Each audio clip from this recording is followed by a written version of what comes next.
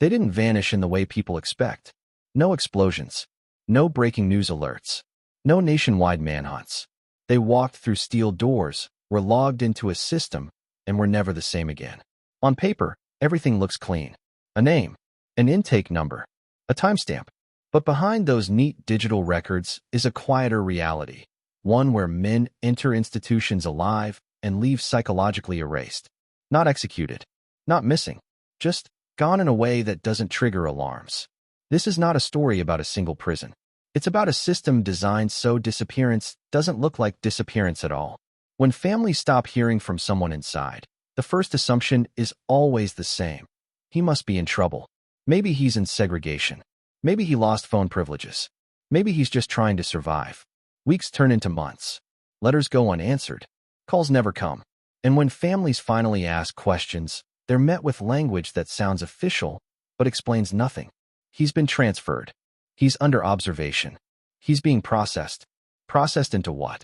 Because when some inmates resurface, if they resurface at all, the person who returns is not the one who went in. They speak slower.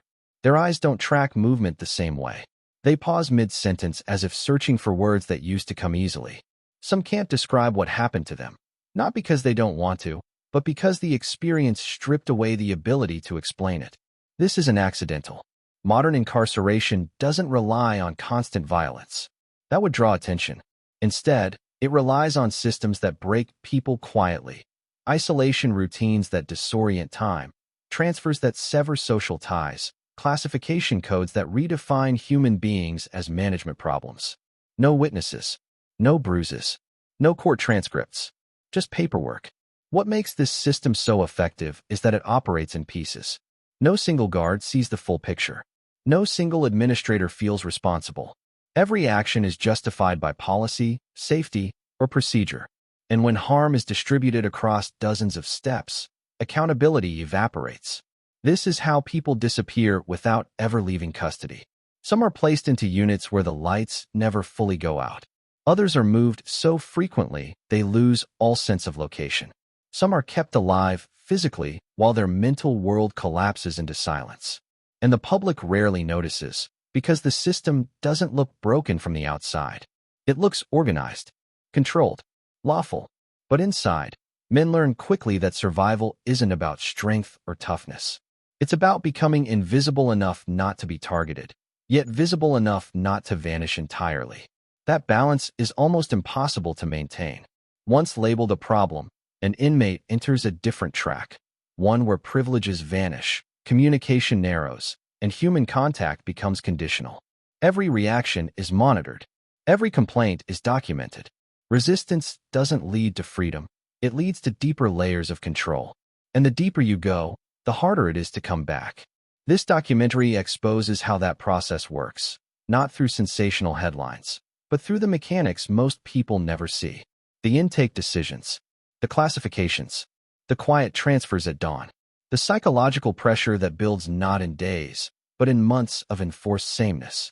Because the truth is unsettling. The system doesn't need to kill people to destroy them.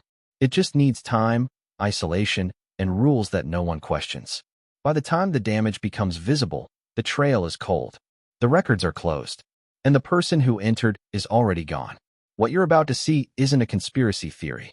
It's a design, one perfected over decades, hidden behind procedure, and normalized by silence. They entered alive. What happened next was far worse. Before we begin, tap like, leave a comment, and subscribe to the channel. Your support helps us uncover the darkest corners of the prison system. Now let's step inside. The first transformation doesn't happen behind bars. It happens the moment the decision is made that someone will be taken. Long before the transport van arrives, before the cuffs tighten around wrists, before a single door slams shut, the system has already begun to strip a person down, not physically, but administratively. A file is created. A number is assigned. Risk categories are selected from drop-down menus. Human complexity is reduced to checkboxes. To the outside world, incarceration appears sudden. An arrest, a conviction, a sentence. But inside the system, nothing is sudden. Everything is layered, calculated, and staggered to ensure compliance before resistance has time to form. By the time an inmate reaches intake, The system already knows how it intends to manage him. Age, prior convictions, mental health flags, behavioral predictions. None of these are neutral. They determine where a person will live, who they can speak to, how often they will see daylight, and how quickly they will disappear from the world they came from. Intake facilities are not designed for reflection or remorse. They are designed for disorientation. New arrivals are moved rapidly, often without explanation. One room leads to another. Orders are barked, not explained. Clothing is removed. Personal items are bagged, labeled, and sealed, sometimes never to be returned. Watches, rings, photos, handwritten notes. Objects that tether a person to memory are treated as contraband. Time becomes slippery almost immediately. Clocks are scarce. Windows are frosted or placed too high to see through. Meals arrive without warning. Lights turn on and off according to schedules no one explains. Sleep becomes fragmented. Hunger becomes irregular. Even basic bodily rhythms are disrupted. This is not incidental. Disorientation lowers resistance. Psychologists have known this for decades.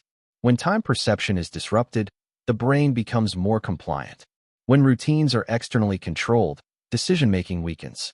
When identity markers are removed, clothing, names, personal property, the sense of self begins to fracture. At intake, inmates are rarely told where they're going next. They ask questions anyway. How long will I be here? When can I call my family? What unit am I going to? The answers are deliberately vague. That depends. We'll see. Processing isn't finished yet. Processing can mean hours. It can mean days. Sometimes it means weeks. During this period, people exist in limbo, neither fully admitted nor fully released into the general population. This is one of the most psychologically dangerous phases of incarceration, yet it receives almost no public attention. In holding units, movement is constant but meaningless. Inmates are shuffled between cells, benches, and rooms with no context. Guards rotate frequently. No one introduces themselves. Names are replaced by numbers shouted down hallways. A man might hear his name spoken aloud for the last time during intake. After that, he becomes an identifier. And identifiers are easier to move than people. Medical screenings are brief, impersonal, and often rushed. Mental health evaluations, when they occur at all, are conducted under conditions that make honesty dangerous. To admit anxiety can lead to medication. To admit fear can lead to observation. To admit anger can lead to classification as a problem. Inmates learn quickly, saying the wrong thing can change everything. So many say nothing. Silence becomes the first survival strategy.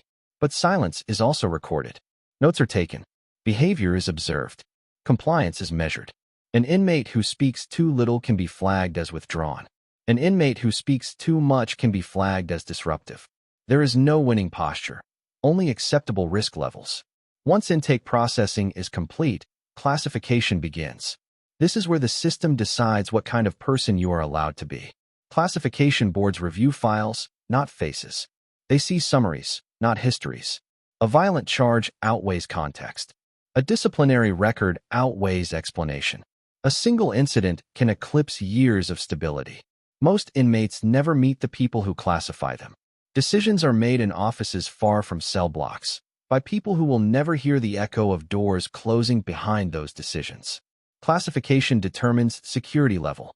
Security level determines environment. Environment determines psychological outcome. Minimum, medium, maximum, supermax. These are not just labels. They are worlds with different rules of existence. And movement between them is not linear. A person can enter at one level and be pushed deeper without warning. A fight, a refusal, a perceived attitude problem. Any of these can trigger reclassification. The deeper the classification, the narrower life becomes. At higher levels, contact shrinks. Programs disappear. Movement becomes tightly scripted. Recreation time shortens. Human interaction becomes conditional. This is often justified as safety. But safety for whom? Inside the system, safety is defined operationally, not emotionally. Fewer interactions mean fewer variables. Fewer variables mean fewer incidents. And fewer incidents look good on reports. What doesn't appear on those reports is the cost. Humans are not designed for prolonged isolation or hypercontrol. When deprived of social feedback, the brain begins to distort reality. Sounds become exaggerated. Thoughts loop. Emotions flatten or spike unpredictably. At first, inmates fight this internally. They tell themselves it's temporary. They focus on release dates, court appeals, future plans. But the system works against future orientation. Uncertainty is baked into the design. Transfer notices are short. Sometimes they are verbal. Sometimes they arrive minutes before movement. An inmate might be told to pack with no explanation of destination or duration. Transfers sever continuity, relationships with other inmates, familiar guards, established routines. Each transfer resets the psychological clock, and some transfers are intentionally destabilizing. Early morning moves are common. Inmates are woken abruptly, often before dawn, groggy, disoriented, and restrained. They are moved through corridors while most of the facility sleeps. There is no audience, no witnesses. By the time the sun rises, the inmate is gone from his previous unit. To those left behind, he has vanished. Family members are rarely notified immediately. Phone access may be delayed. Mail forwarding takes time. Weeks can pass before anyone outside knows where someone has been moved, or if they've been moved at all. This gap is not a mistake. It creates emotional distance. Families begin to adapt to absence. They lower expectations. They normalize silence. And when contact resumes, if it resumes, it feels like a relief rather than a right. The system depends on this recalibration. Inside, inmates begin to internalize the same logic. They stop asking when things will change. They stop planning beyond the next meal or count. They live in procedural time, measured in head counts, door openings, and light changes. The present becomes a narrow tunnel. Identity erodes quietly. A man who was once defined by his job, his family role, his personal beliefs is now defined by compliance metrics. How quickly he follows orders. How neatly he keeps his space. How little trouble he causes. Rewards are minimal. Punishments are cumulative. Privileges, phone calls, commissary access, recreation are framed as incentives, not rights. This framing shifts the psychological balance of power. Once an inmate is placed, the architecture does the rest. From the outside, prisons look like concrete, steel, and razor wire. Inside, the real structure is invisible. It's made of schedules, permissions, and thresholds, small rules stacked so tightly together that they become walls of their own. Control is not enforced through constant force. It's enforced through predictability. Every day unfolds according to a script written by someone the inmate will never meet. Lights activate at fixed times. Counts occur with mechanical regularity. Meals arrive through slots or on carts that rattle down corridors like metronomes. Movement is allowed only within narrow windows, and those windows can close without explanation. Predictability creates compliance because it trains anticipation. Inmates learn what will happen next, and what will happen if they interrupt it. Most do not. The system relies on this learned anticipation to minimize overt conflict. Instead of punishing every infraction with force, it embeds consequence into routine. Miss a count? Lose privileges. Speak out of turn? Write up. Accumulate write-ups? Reclassification. Reclassification leads to a different world. These worlds exist within the same walls, but feel like separate realities. General population units still allow fragments of normalcy. Conversations in day rooms. Shared meals. The low murmur of human presence. Even here, nothing is free, but contact exists. As classification tightens, contact narrows. Restricted housing units operate on an entirely different rhythm. Doors open less often. Voices echo longer. The absence of sound becomes oppressive. In these spaces, silence is not peaceful, it is heavy. Isolation doesn't arrive all at once. It arrives in increments. First, recreation time is shortened. Then group activities are removed. Then meals are eaten alone. Then conversations happen through doors, if at all. Each step feels manageable in isolation. Together, they dismantle social reality. Human beings rely on feedback to stay oriented. Facial expressions, tone shifts, shared laughter. These micro-interactions regulate emotion and confirm existence. When they disappear, the mind compensates in unhealthy ways. Thoughts become louder. Memories intrude without warning. Time stretches and compresses unpredictably. Inmates begin to mark days not by events, but by counts. First count, second count, third count. When nothing changes, even the counts blur. The architecture reinforces this erosion. Cells are designed to limit stimulation. Colors are muted. Surfaces are hard and cold. Light is artificial and unvarying. Windows, if present, offer no useful information about the outside world. This is intentional. Environmental monotony reduces cognitive engagement. The brain, starved of novelty, turns inward.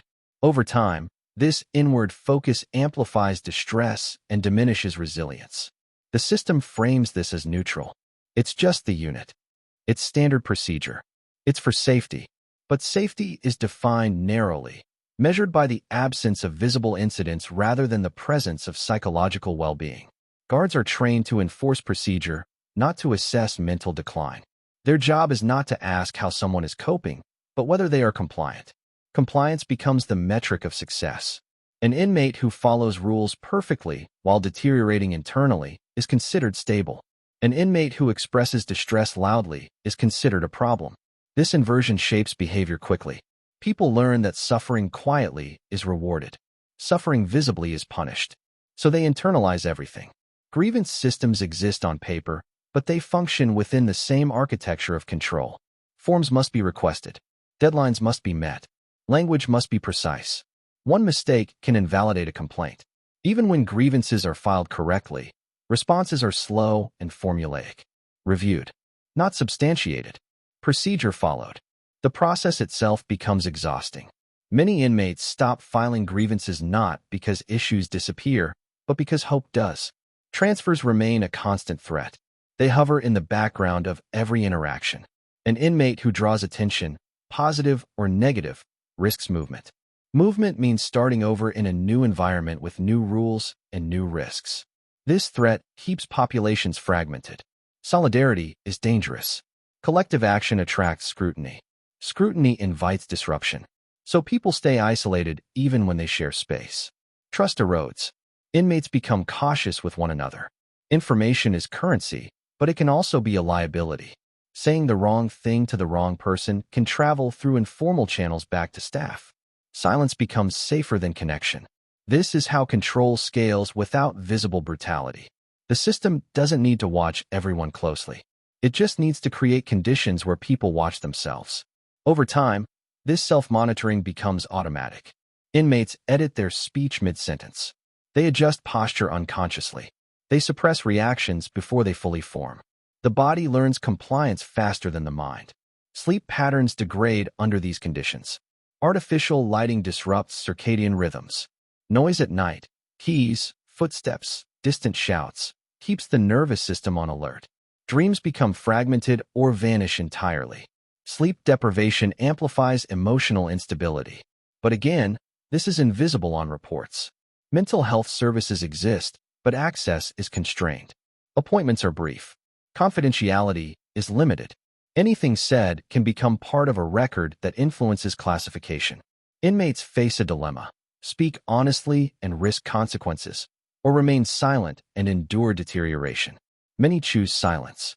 As months turn into years, something subtle changes in how inmates perceive themselves. They stop thinking in terms of who they are and start thinking in terms of what is allowed. Allowed to speak. Allowed to move. Allowed to exist. Identity becomes conditional. The outside world recedes.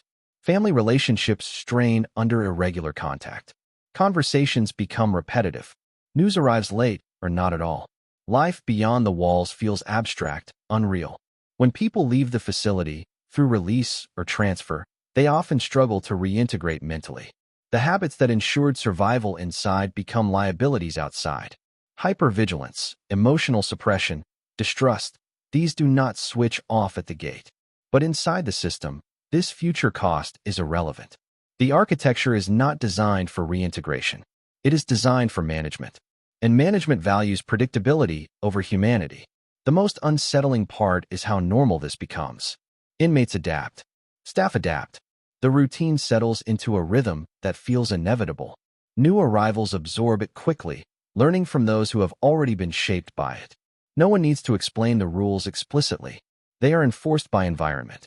This is how people disappear without anyone being moved to a secret location. They are still there.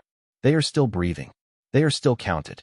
But the person who entered, the one with spontaneous emotion, future plans, and a stable sense of self has been quietly dismantled, and the system continues to function smoothly. At a certain point, the walls stop being the main barrier.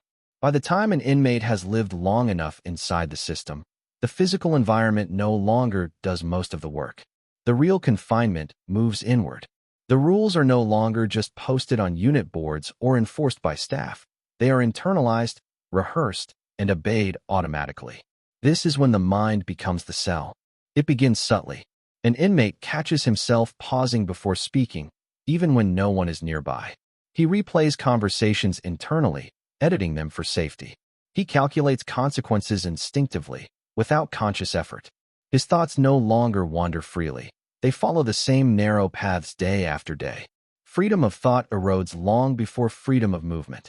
Psychologically, this is one of the most dangerous transitions, because it feels like control. Inmates may believe they are adapting well. They may even feel calmer. The chaos of intake is gone. The uncertainty has stabilized into routine. But stability under coercion is not peace. It is containment. The brain, deprived of meaningful stimulation and authentic social exchange, begins to reorganize itself around survival. Neural pathways associated with creativity, long-term planning, and emotional nuance weaken from disuse. Pathways associated with threat detection, rule compliance, and emotional suppression strengthen. This is not metaphorical. It is neurological. Extended exposure to controlled environments alters stress hormone regulation. Cortisol levels fluctuate unpredictably. Some inmates exist in a constant state of low-grade anxiety. Others experience emotional flattening so severe they struggle to feel anything at all. Both outcomes serve the system. Anxious inmates are cautious. Emotionally blunted inmates are compliant. The system does not need to choose which one develops. Either way, resistance declines. One of the most damaging aspects of this mental confinement is the distortion of time. Without variation, days lose texture. Memory formation suffers. When nothing differentiates one day from the next, the brain stops encoding experiences distinctly. Weeks blur. Months collapse. Years feel unreal. Inmates may struggle to recall specific events, even significant ones. This is often mistaken for indifference or dishonesty, but it is a known effect of monotony and stress. When memory fragments, identity weakens. People define themselves through narrative, through the stories they tell about their past and future. When memory becomes unreliable and the future feels inaccessible, that narrative breaks down. Inmates begin to exist only in the present moment, and even that moment is tightly constrained. Language changes under these conditions. Speech becomes utilitarian. Short sentences. Limited emotional vocabulary. Words related to policy and procedure replace words related to feeling. Count, rec, chow, lockdown. This vocabulary dominates internal thought as well as conversation. When language shrinks, thought follows. This is why some inmates struggle to articulate what is happening to them. It is not that they lack insight. It is that the system has slowly stripped away the tools needed to express it. Attempts to describe internal distress often come out fragmented or flat. Clinicians may interpret this as lack of motivation or engagement. In reality, it is cognitive narrowing. The system records behavior, not inner experience. An inmate who stops reacting is often described as adjusted. An inmate who expresses distress may be labeled manipulative or seeking secondary gain. These labels carry consequences. Once an inmate is perceived as mentally unstable, surveillance increases. Observation protocols tighten. Privacy erodes further. Every action is scrutinized. This scrutiny itself becomes a stressor, exacerbating symptoms. The inmate learns that vulnerability invites control. So vulnerability disappears from view. What remains is a performance of stability. But maintaining that performance requires constant effort. The mind stays alert, scanning for threats, monitoring itself. This hypervigilance is exhausting. Over time, it contributes to burnout, depression, and dissociation. Dissociation becomes common. Inmates describe feeling detached from their own bodies. Sounds seem distant. Movements feel automatic. Emotions feel muted or unreal.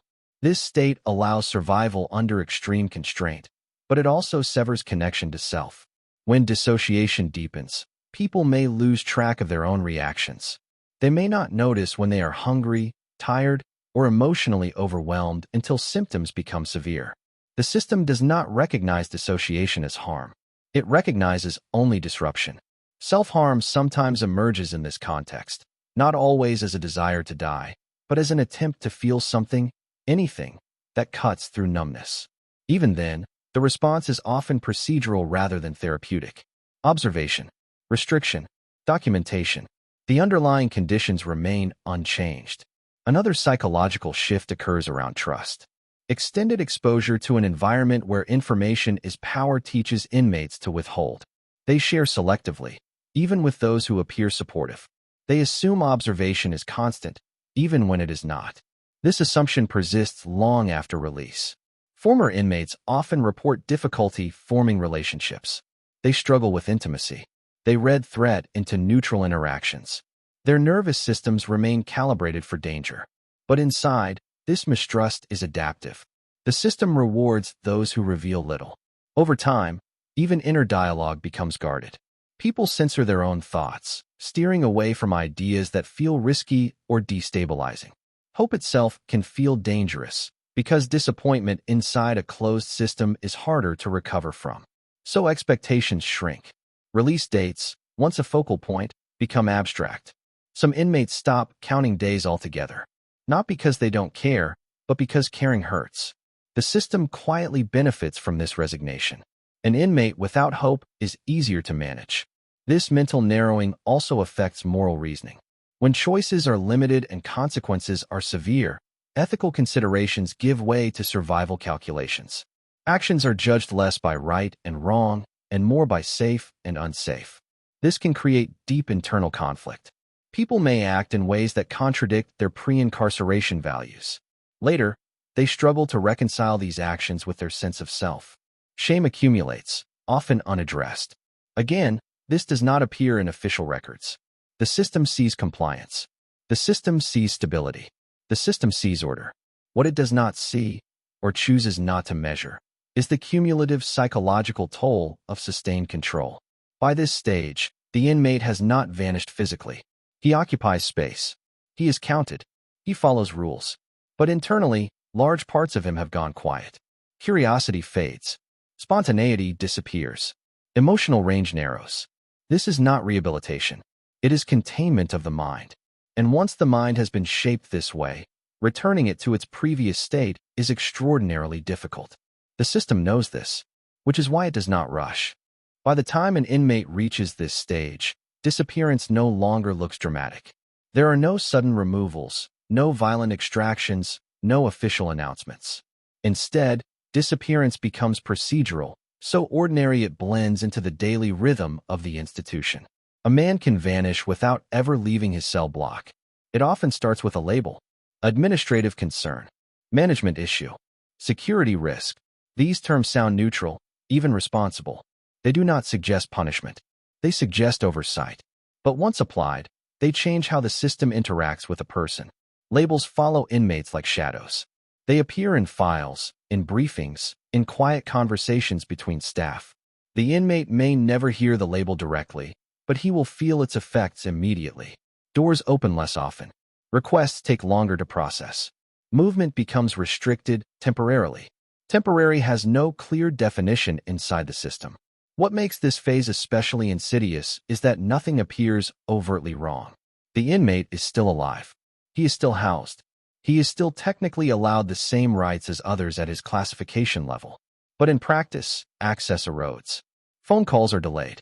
Visits are rescheduled. Programs are suddenly unavailable. Each change is minor on its own. Together, they sever connection. Family members begin to notice first.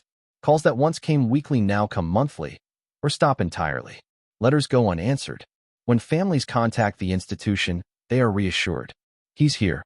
He's fine. He just hasn't signed up for calls. The system rarely lies outright. It simply provides answers that close conversations. Inside, the inmate learns that asking questions draws attention. Attention brings scrutiny. Scrutiny brings consequences. So he waits. Waiting becomes a way of life. Days pass without meaningful interaction. Guards perform their duties efficiently but impersonally. Conversations are brief, procedural. The inmate's name is rarely used.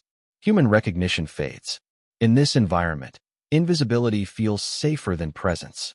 Being noticed risks reclassification, transfer, or restriction.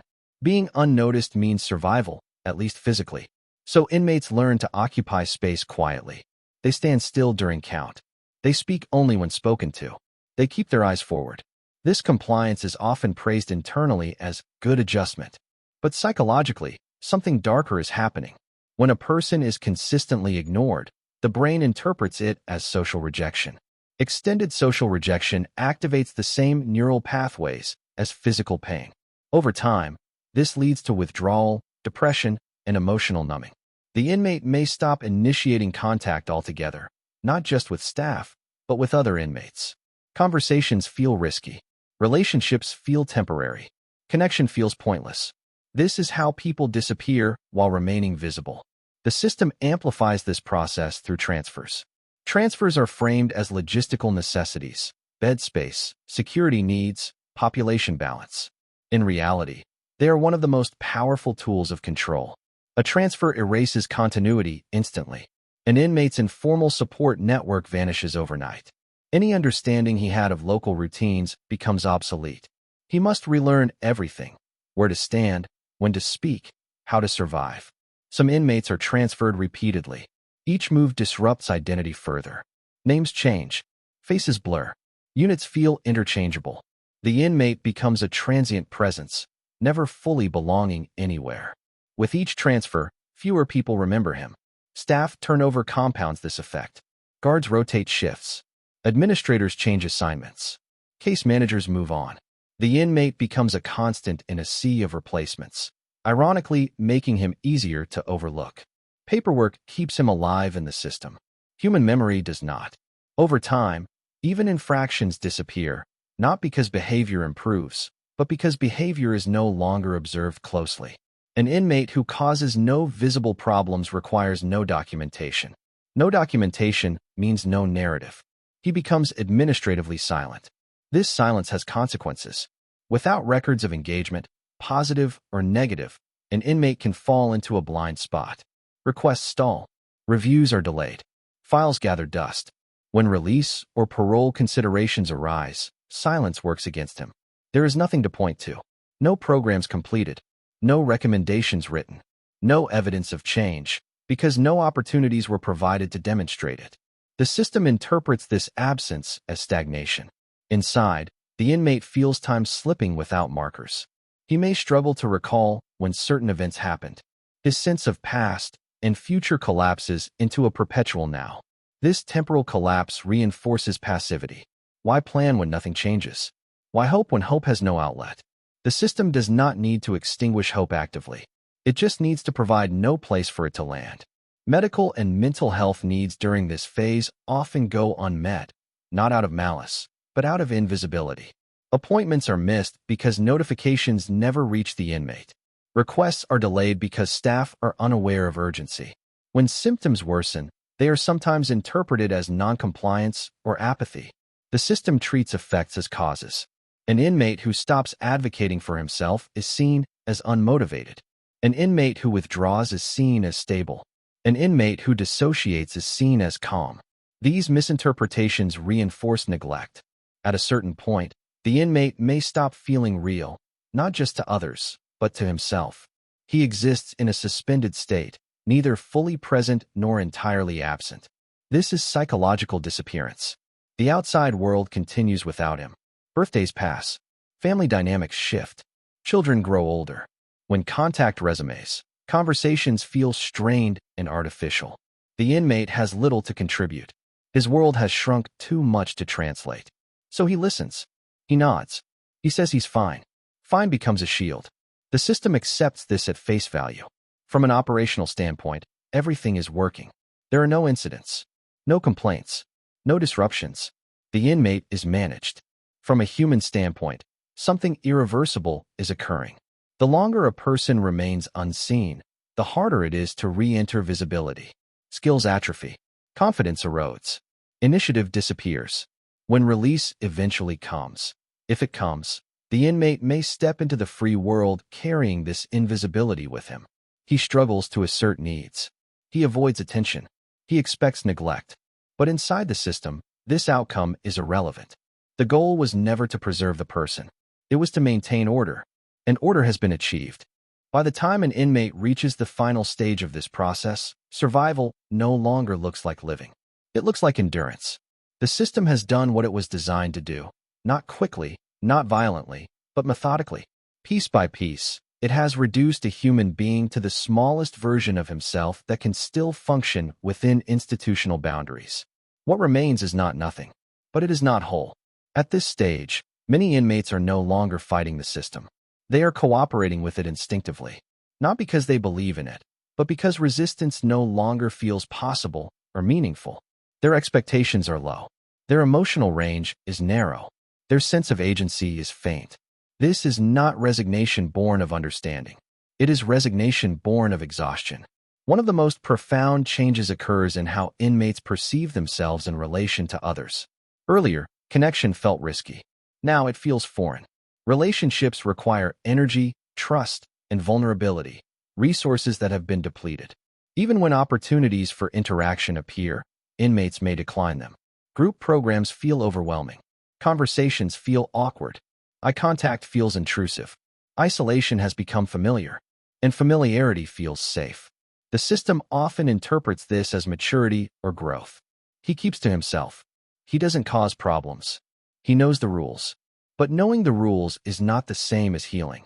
By now, many inmates have internalized the idea that their needs are inconvenient. They hesitate to ask for help. They minimize symptoms. They apologize for existing. This internalized smallness is one of the system's most lasting impacts. It persists long after release. Inside, mental health deterioration often becomes visible only at extremes: panic attacks, breakdowns, self-harm. Everything short of that is ignored or normalized. An inmate who sleeps all day is adjusting. An inmate who never speaks is fine. An inmate who shows no emotion is stable. But stability achieved through emotional shutdown is fragile. It depends on the environment remaining exactly the same. When that environment changes, even slightly, the coping mechanisms collapse. Transfers, new cellmates, policy shifts, any disruption can trigger intense distress. But by this stage, the inmate may lack the language or confidence to explain what's happening internally. So distress emerges sideways. Irritability, withdrawal, sudden rule violations. These behaviors are treated as disciplinary issues rather than warning signs. The system responds with more control, which deepens the damage. Some inmates begin to fantasize about disappearing entirely, not necessarily through death, but through erasure. They imagine being forgotten, overlooked, released without ceremony. Not because they want to die, but because they want the pressure to stop. Hope, when it appears, is often abstract and distant. Release dates feel unreal. The outside world feels incompatible. Inmates worry, not always consciously, that they no longer know how to exist beyond rules. This fear is rarely spoken aloud. Admitting it feels dangerous. So they prepare silently, if at all. Others cling desperately to fragments of identity. A routine, a belief, a memory repeated like a mantra. These fragments can sustain people for years, but they are fragile. If the fragment is disrupted, collapse can follow. The system does not track what sustains individuals. It tracks only what restrains them. One of the most haunting outcomes of this process is how it reshapes moral injury. Many inmates carry guilt, not just for crimes committed, but for who they have become inside, for the ways they withdrew, for the relationships they failed to maintain, for the parts of themselves that went quiet.